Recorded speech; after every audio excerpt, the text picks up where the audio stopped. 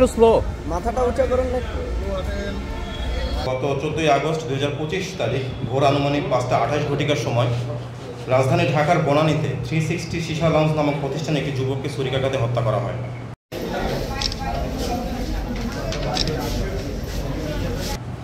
গত 14 আগস্ট 2025 তারিখ বনানী থানা এলাকার ইন্টারনেট ব্যবসায়ী রাহাত হোসেন রাব্বি তার বন্ধু নুরুল ইসলাম খোকন সহ বনানী থানাধীন 11 নং রোডস্থ হাউস নাম্বার 100 লিফটের 4 তলায় অবস্থিত 360 শিশা লাউঞ্জে প্রতিষ্ঠানে যায়। দাঁড়ান দাঁড়ান দাঁড়ান।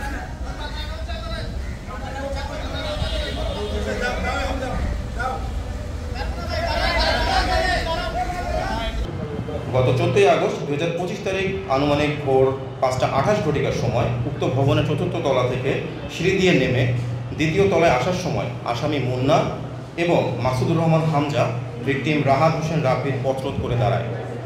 তখন ভিকটিম রাহাত মুন্নাকে চিনতে পেরে বলে যে, মুন্না তুই এখানে এই সময় কি করছিস? উক্ত কথা বলা মাত্রই ভিকটিম রাহাতের সাথে আসামি মুন্না এবং মাসুদুর রহমান হামজার তর্ক বিতর্ক শুরু হয়। তর্ক বিতর্কের এক পর্যায়ে আসামি মুন্না তার পাঞ্জাবির পকেটে থাকা ধারালো চাকু বের করে ভিকটিম রাহাতকে হত্যার উদ্দেশ্যে উপর্যুপরি আঘাত করে ঘটনাস্থল ত্যাগ করে। ভিকটিম রাহাত ডাক চিৎকার দিলে আশেপাশে থাকা লোকজনের সহায়তায় ভিকটিমকে রক্তাক্ত জখম অবস্থায় সিএনজি যোগে চিকিৎসার জন্য কুর্মিটোলা জেনারেল হাসপাতালে নিয়ে গেলে কর্তব্যরত চিকিৎসক পরীক্ষা নিরীক্ষা শেষে তাকে মৃত ঘোষণা করেন। উক্ত ঘটনা বিভিন্ন প্রিন্ট এবং ইলেকট্রনিক্স মিডিয়ার ব্যাপক প্রচারিত হয় এবং এলাকায় ব্যাপক চাঞ্চল্য তৈরি করে। পরবর্তীতে এই হত্যাকাণ্ডের ঘটনায় জড়িত আসামিদেরকে গ্রেপ্তারের জন্য র্যাব 1 CPC 1-এর আভিযানিক দল বিষয়টি আমলে নিয়ে ছায়া তদন্ত শুরু করে এবং আসামিদেরকে গ্রেপ্তারের জন্য গোয়েন্দা নজরদারি বৃদ্ধি করে।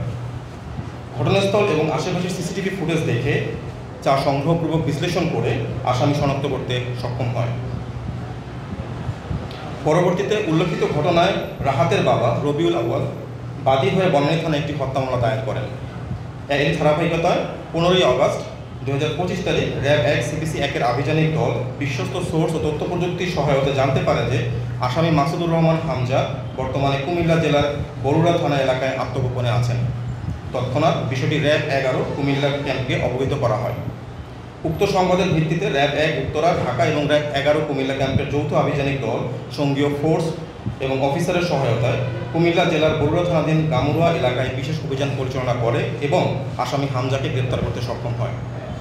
গ্রেপ্তারকৃত আসামি হামজাকে প্রাথমিক জিজ্ঞাসাবাদে সে জানায় ঘটনার সাথে জড়িত অন্য আসামি মুন্না তার আশেপাশে অবস্থান করছে। হামজার দেওয়া তথ্যের ভিত্তিতে আসামি মুন্নাকেও কুমিল্লা জেলার বরুড়া থানাধীন গামুড়া এলাকা হতে গ্রেপ্তার করা হয়।